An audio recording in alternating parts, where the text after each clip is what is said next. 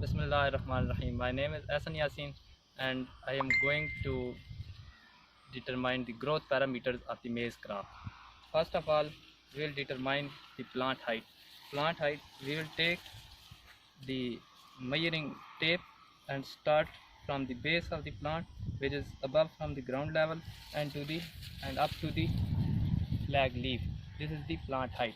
Then we will count the number of leaves, which are 1, 2, 3, 4, 5, 6, 7, 8, 9, 10, 11, 12, 13, 14, 15, 16. The number of leaves in the maize crop are vary from variety to variety. Some varieties are more number of leaves and some varieties are less number of leaves. After that, we will determine the leaf area. So after that, we will determine the total biomass of the plant. For the determination of the total biomass of the plant, first we take the height of the plant, then we count the number of leaves, and then we calculate the leaf area. After calculating that, we should get the total plant biomass. The next is leaf area or the leaf area index. For the measurement of the leaf area or leaf area index, there are two methods. The first one is we use the graph paper to measure the. For measuring the graph, to use the graph paper, we will take the 5 samples of the plant and remove all the leaves from these 5 randomly taken plants, and put a leaf, put a cut a leaf from the leaf sheet, not the leaf blade. Cut the leaf from the leaf blade, not the leaf sheath, and put it on the graph paper and determine the leaf area. And other is we take the leaf and take the width of leaf and the length of leaf, and multiply the length and multiply it with the coefficient factor which is specific for maize, that is 0.70.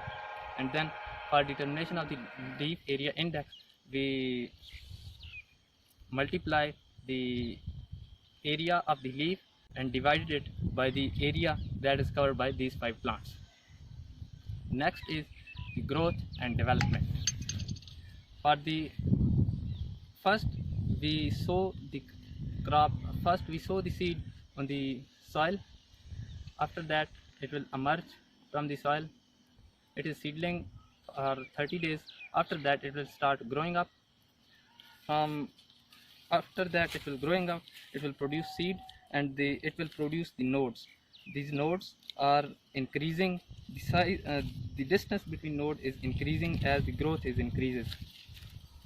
More the number of nodes, more will be the leaves. If the distance between the two nodes is increases, it means that the number of leaves is increases. As the distance between the node increases, it will absorb more light. There is more chlorophyll. If there is more chlorophyll, there is a more photosynthesis, so there is a more production of leaf. The next is the relationship between the vegetative and the reproductive growth. When the plant produce more leaves, they produce more chlorophyll.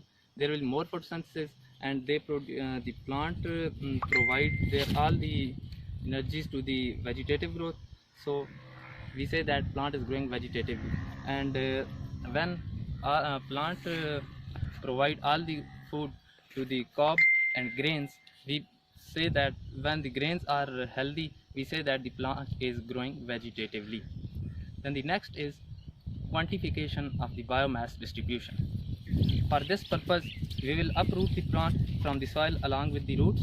We should first cut the plant. We should cut the root from the plant and put them separately in the paper bag. Then we will remove all the leaves from the plant and put them in the paper bag, and then remove the tassel if it is present on the plant.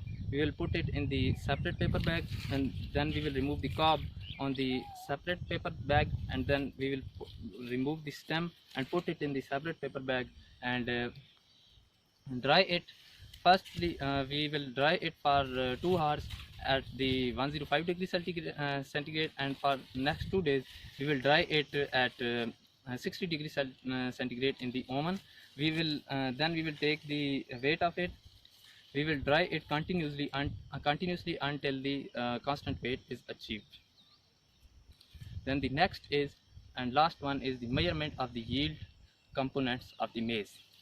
The yield component of maize is the cob, this one. First of all, we will take the cob, we will take the maize plant, remove the cob from the plant, and remove the shell or outer cover of this cob like this. After removing the cover of the cob, first we will measure the length of the cob from here to here with the measuring tape. Then we will determine the diameter of this cob by scrolling the measuring tape. Then we will determine the number of grain rows per cob, that are 1, 2, 3, 4, 5, 6, 7, 8, 9, 10, 11, 12, 13, 14, 15, 16, that are 16.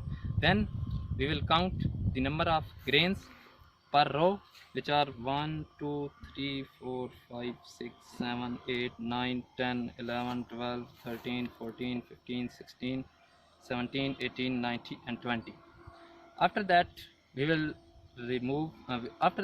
count total number of grains on the cob. Then we will remove the grains from the cob and take the weight of grains of one cob. Then we will take the 10 sample of the plant and remove the cobs of these 10 plants, and take the weight of all these grains of 10 cobs. Then we will get the weight of these grains. So then after taking this weight, we will get the grain yield of the maize of the given area, of the unit area. So thank you.